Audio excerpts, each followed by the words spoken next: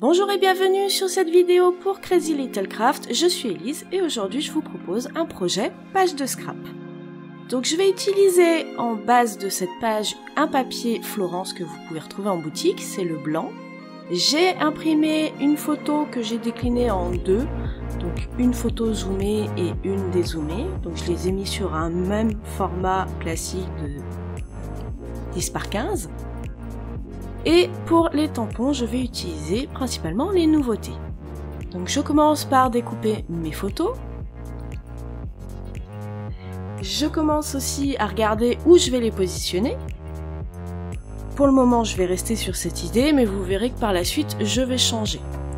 Pour travailler mon fond, je vais utiliser 3 Distress, donc je vous les montre, comme ça vous avez les références.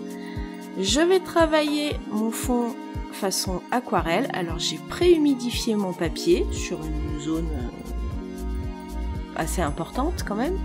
Et avec l'encre jaune et un pinceau brosse, je viens appliquer mon encre que j'ai préalablement diluée aussi à l'eau. Donc le papier va gondoler, hein. J'ai fait exprès de ne pas utiliser un papier aquarelle parce que des papiers aquarelle 30 par 30, tout le monde n'en a pas chez eux, chez lui.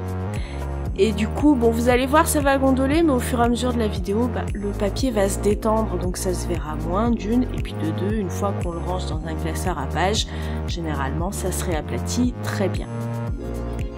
Comme vous avez pu le voir, j'ai passé une deuxième couleur, donc mon vert moyen, avec un sachet zip que j'ai mis autour de ma main, et en humidifiant la couleur afin de faire des taches très contrôlées.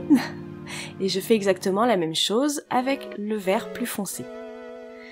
Entre chaque étape, j'ai séché également mes encres. Donc finalement, je reviens sur ma décision. Je ne veux pas deux photos de taille égale, j'en veux une plus petite que l'autre. Donc je redécoupe ma petite photo qui était simplement l'image d'origine dézoomée. Alors cette photo, elle n'est pas de moi, j'aurais bien aimé, mais je l'ai prise sur internet parce qu'elle reflétait vraiment ce que j'avais envie de retranscrire sur cette page. Du coup, je me rends compte qu'elles ne ressortent pas assez sur mon fond, donc je vais leur faire un petit matage. Pour ça, je sors mes chutes de papier noir et je choisis les morceaux où bien évidemment elles vont rentrer dedans. Je les colle de façon à créer un petit cadre tout autour de environ 1 mm.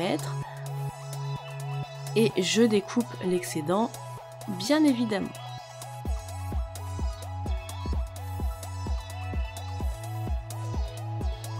Voilà, maintenant je vous montre. Effectivement, elles ressortent beaucoup mieux sur ma page. On va passer à la suite. Donc pour cette page, j'ai préparé des découpes numériques. Donc je me suis fait toute une page A4 de découpe sur les nouveautés donc de la planche Hello Printemps. Et je vous montre comment je procède pour les tamponnages pour vous faire une petite piqûre de rappel. Donc j'ai d'abord placé un brouillon et par-dessus le négatif de ma découpe. Je prends un tampon, je le positionne dans l'une des ouvertures de mon négatif. Je tamponne sur mon brouillon, je vérifie que ce soit bien centré et si ça ne l'est pas, je corrige le tir en déplaçant le négatif mais surtout pas le brouillon qui est dessous. Et une fois que je suis satisfaite, ce qui a été le cas du premier coup pour ce tamponnage, eh bien je n'ai plus qu'à enchaîner les découpes identiques, hein. On les fait une par une. Et voilà, je vous ai mis un petit accéléré, mais je vous rassure tout de suite, je ne vous ai pas mis tous les tamponnages que j'ai fait. Je vous avais même fait une petite story sur Instagram quand je me suis amusée à faire ça, je crois. Donc n'hésitez pas à aller sur Insta, des fois j'arrive à poser des stories pour vous montrer où j'en suis. Donc voilà tous mes tamponnages qui ont été réalisés avec cette méthode et vraiment là j'en ai fait beaucoup donc j'en ai plein d'avance, ça c'est pratique. Et maintenant je passe à la mise en couleur. Donc pour la mise en couleur, je viens utiliser des feutres à alcool. Donc j'ai eu le loisir d'utiliser beaucoup de marques différentes pour la réalisation de mes petites jonquilles. Donc j'ai utilisé mes vieux feutres Tria, mes vieux feutres Touch et les plus récents, les Copic. Donc pour la corolle jaune, je l'ai réalisé avec 3 teintes de jaune, un jaune très pâle, un jaune moyen et un jaune un peu orangé. Pour la mise en couleur au feutre à alcool, comme d'habitude, on vient fondre ces couleurs. Pour les pétales du bas, j'ai utilisé 3 teintes également, 2 teintes couleur chair mais très pâle et une teinte de gris chaud, un warm grey, pour relever un petit peu les ombres. Et pour les tiges, j'ai utilisé mon warm grey pour la partie sous les pétales de base et du vert tout simplement pour la tige. Concernant les découpes numériques, je vous fais un petit point rapide. Donc pour le moment, vous avez les nouveaux formats pour les découpes numériques des nouveautés de mars sur la boutique. Donc SVG pour toutes les machines et JPEG pour les silhouettes qui n'ont pas la version Designer Edition. La vidéo viendra prochainement, je vous promets. Pour le moment, je n'ai pas encore eu le temps de vous la faire, mais ça va venir pour l'utilisation des nouveaux fichiers de découpe. Pour les autres références, je ne les ai pas encore mises en ligne. La raison est toute simple, c'est que je dois créer malheureusement une fiche produit par article et du coup, je peux pas vous faire des déclinaisons dans les produits numériques et du coup, ça aurait effacé toutes les nouveautés quand j'ai sorti les nouveautés. Donc ça, je le ferai progressivement sur les fins de mois ou sur les périodes juste avant les nouveautés. Mais elles viendront également, promis. Donc voilà, on touche un peu à la fin de la mise en couleur. Je vous ai montré une version de chaque fleur, mais bien entendu, j'en ai mis en couleur plusieurs autres.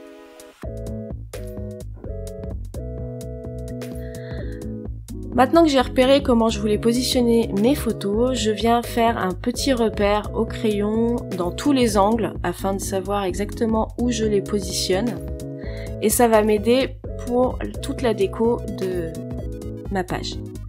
Donc normalement j'utilise de l'encre de Chine pour faire des taches noires, mais là je ne l'ai pas retrouvé, donc j'ai utilisé de l'encre d'un spray noir que j'ai dans mes tiroirs et je l'ai posé sur un bloc acrylique avec un petit pinceau brosse. Je suis venue éclabousser tout en protégeant mon plan de travail. Je fais presque la même chose cette fois en reprenant ma Distress Oxide jaune que j'ai utilisé pour le fond et un pinceau éventail. C'est le genre de détail qui ne se voit pas, mais quand il est pas là, on sent qu'il manque quelque chose, très clairement. Et maintenant, je vais passer à toute la partie tamponnage. Donc je vais m'aider de mes repères pour savoir à peu près où est-ce qu'on va voir les tamponnages et où est-ce qu'ils vont être masqués par les photos. J'utilise mon mini fond 4. Je le mets avec les doigts pour ne pas avoir de contour trop défini et avec le petit pad d'encre, j'encre que certaines zones du tampon, comme ça je suis sûre d'avoir un effet très aléatoire. J'utilise ici une Versafine grise afin de faire pour faire des tamponnages pas trop marqués et j'utilise les petites fleurs qui sont de la planche Hello Printemps pour rajouter ce petit côté un peu printanier. C'est vraiment du tamponnage de fond. Là, je vais passer à du tamponnage de caractère. C'est un peu comme ça que j'ai envie de l'appeler, puisque là, je vais utiliser l'encre Versafine noire avec les flèches de la planche toutes directions. Et donc, ces tamponnages-là vont venir rajouter du caractère à la page.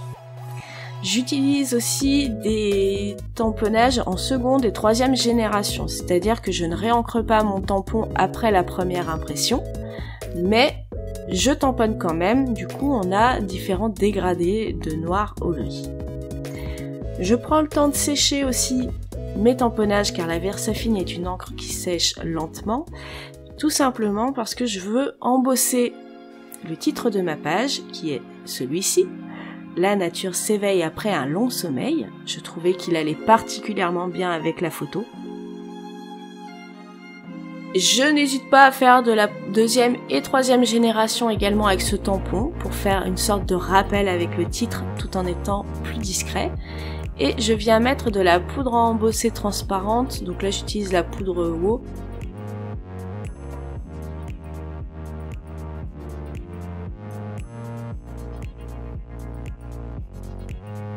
Avec mon pistolet chauffant, je viens faire fondre cette poudre et je vous montre un petit peu l'effet glossy que ça met sur le titre de cette page.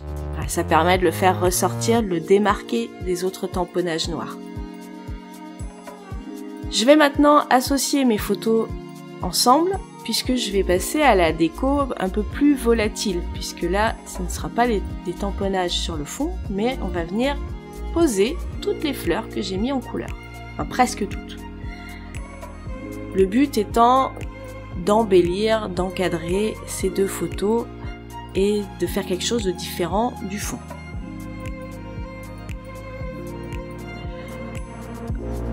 Je vous ai laissé le processus de recherche parce que je me dis que ça peut éventuellement vous aider à voir que on ne fait pas tout du premier coup, voilà. Et une fois que je suis satisfaite, je viens coller mes éléments. Donc je viens les coller sous les photos et non pas sur la page. Parce que je préfère tout coller dans son ensemble et être sûr que chaque chose va être bien à la place que je lui ai choisie. Alors que si j'avais collé sur la page, eh bien il y aurait pu avoir des décalages, chose que je voulais éviter.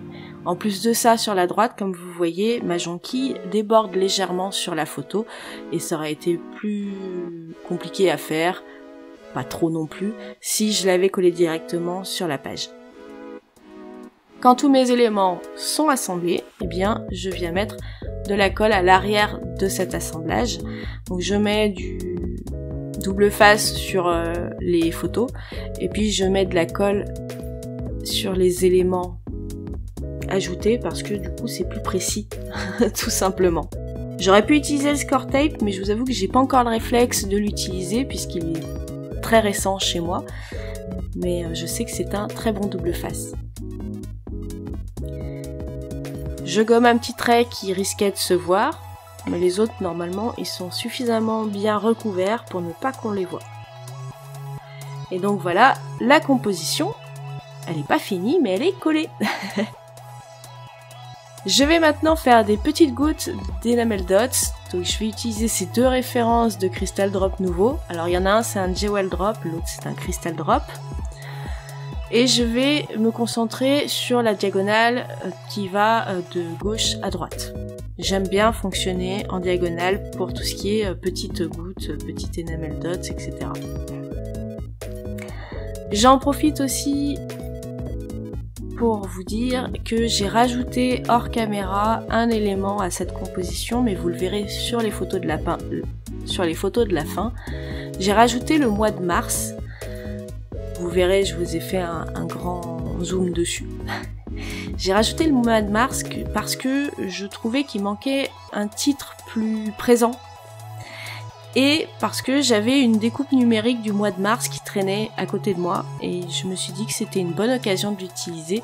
Puisque généralement, fleurs et givre, fleurs et neige, c'est plutôt au mois de mars quand même. À cause des giboulées. Donc je trouvais que ça se prêtait vraiment bien à cette page.